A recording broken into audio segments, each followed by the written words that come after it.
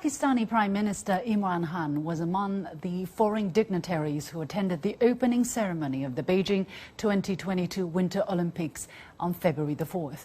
What message does his presence convey? What are his expectations for the Games? And how will the all-weather strategic cooperative partnership between the two nations progress in the new year? Earlier, I had the honor to be joined via video link by His Excellency Pakistani Prime Minister Imran Khan in Beijing.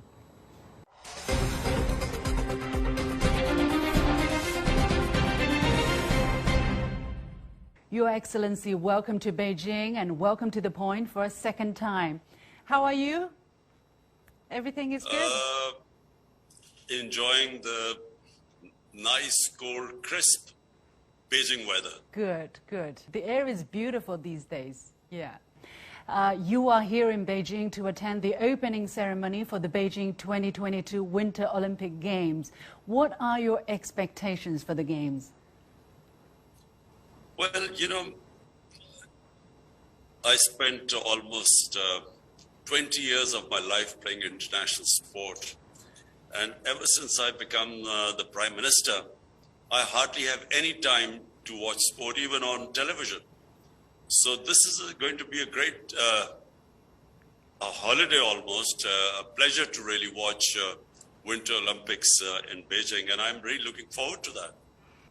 Great. I understand that it is also your first visit to China since the COVID-19 pandemic began in early 2020. Of course, you'll be having discussions with your counterparts, with the Chinese leadership. So what are the issues you would like to discuss or you are discussing with your Chinese counterparts?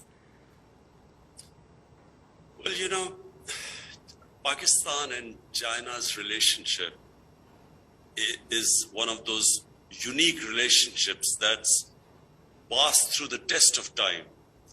It's gone through all the difficult phases which China has gone through and Pakistan, but our relationship has withstood that time. And in fact, the relationship has got stronger. And right now, the Belt and Road initiative of President Xi Jinping and the CPEC being one of the main components of this great initiative. My idea is also when I meet the leadership, Premier Li and President Xi Jinping, the idea is to take this forward now. It started off with connectivity and power generation. Now we wanted to move to the next stage, which is industrialization, which is information technology, and above all, agriculture, because agriculture is the mainstay of our country. Growing population, we need food security. So it's very important that we cooperate with China for improving the productivity of our agriculture. I know that China and Pakistan has a very special relationship. Oh, well, that's known to many people, to everybody around China and Pakistan, but also a lot of people around the world. And it's called an all-weather strategic cooperative partnership, iron brothers in our way. So to the region, however, what kind of impact do you think this kind of relationship has brought to the region? Of course, Afghanistan is a common neighbor that is very important both to Pakistan and to China. What is the consensus between Pakistan and China on Afghanistan, and how can the two sides cooperate in this regard? Well, firstly, it's about the people of Afghanistan. I mean, the consensus between Pakistan and China is that no nation has suffered like the people of Afghanistan. For 40 years, they've seen nothing but conflict. And this is the first time there is chance of peace, because there is no conflict going on right now in Afghanistan. But the problem right now is the prospect of a huge humanitarian crisis, because Afghanistan depended upon foreign aid. Until the Taliban government took over, 75% of the budget of the Afghanistan government came from foreign aid. So once that aid left, the whole government is in a serious state of a crisis. I mean, they cannot deliver the services because they don't have the money, and their foreign exchange reserves have been frozen. So what China and Pakistan, and I think a lot of countries, even the European countries, everyone agrees that somehow likes and dislikes of the Taliban government should be set aside. And the only thing in all our minds should be the almost 40 million people of Afghanistan. Half of them are in a very precarious position of food insecurity. There's a prospect of famine, of starvation, malnutrition.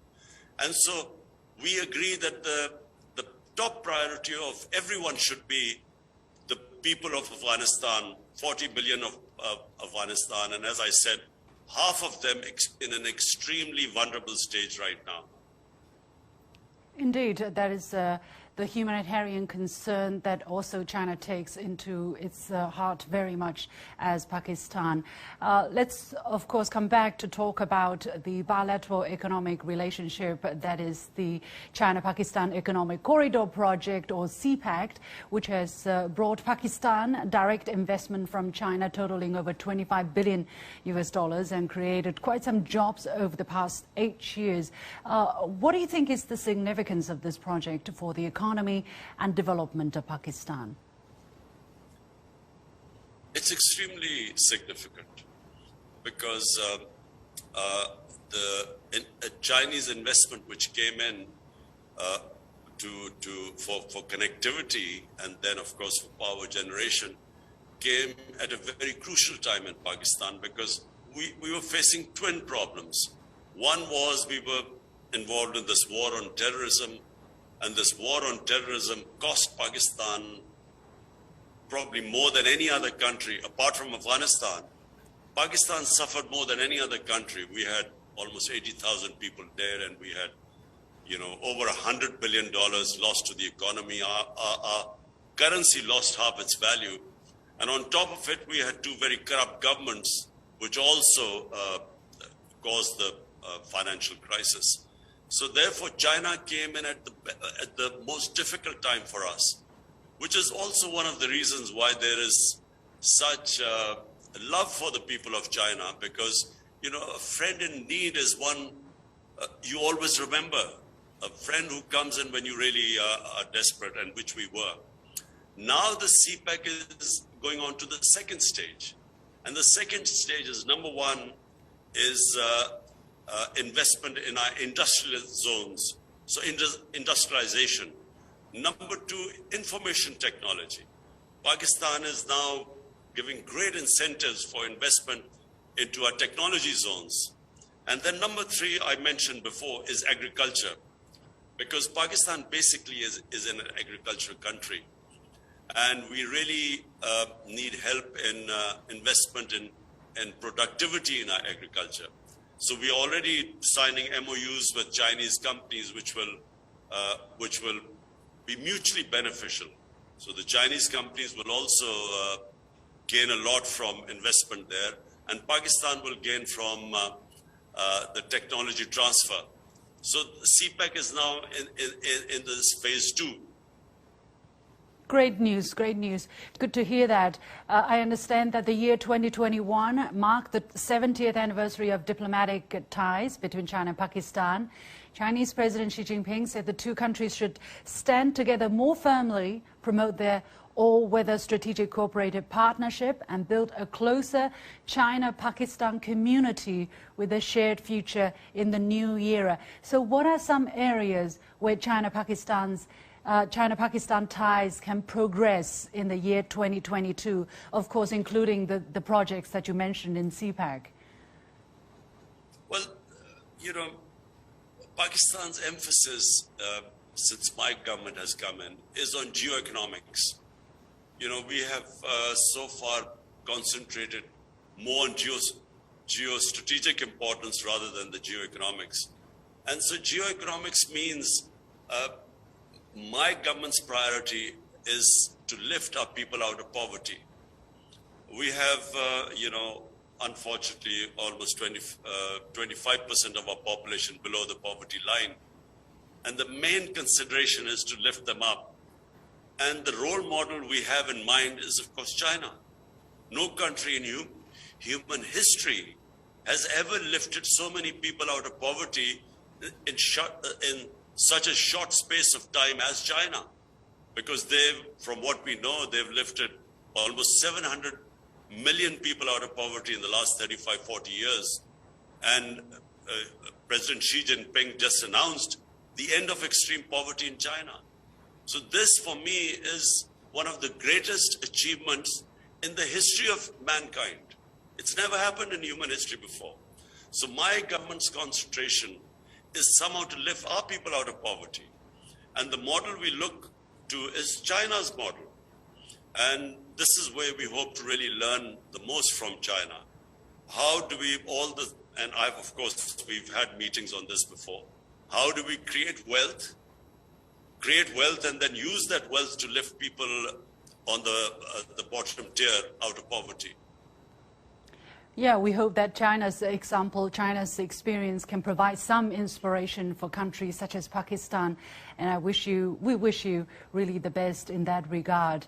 As we talk, we have a lot of things to celebrate, but the world really has been suffering from COVID-19 and the kind of economic downfall that the pandemic has caused to us. So cooperation is extremely important. How do you see the overall cooperation between China and Pakistan in terms of fighting the pandemic, and in what ways has China supported Pakistan in fighting the pandemic? And looking forward, what else do you think can be done?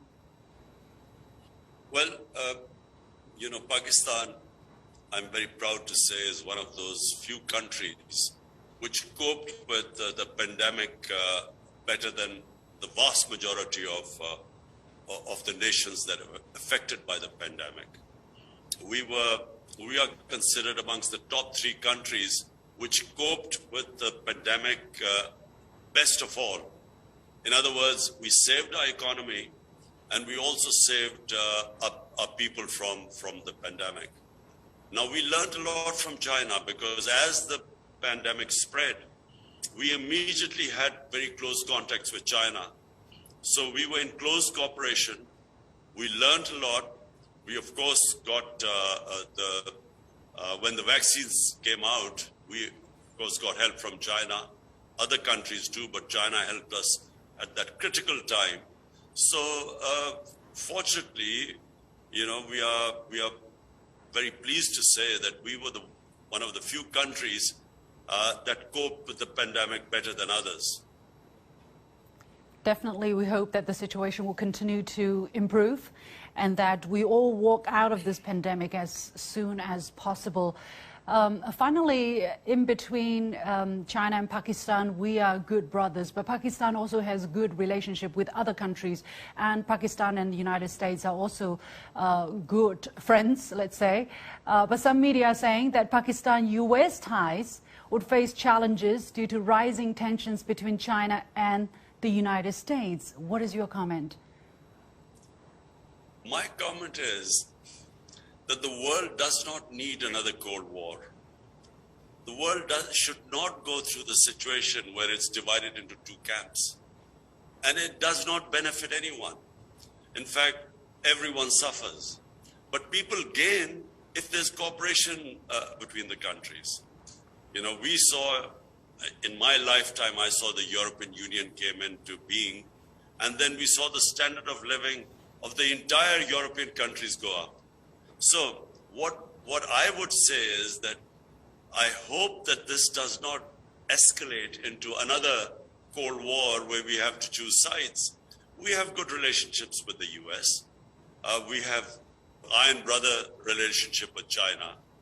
What we want is Pakistan to play the role which it played in 1970, when Pakistan was instrumental in getting the United States and China together.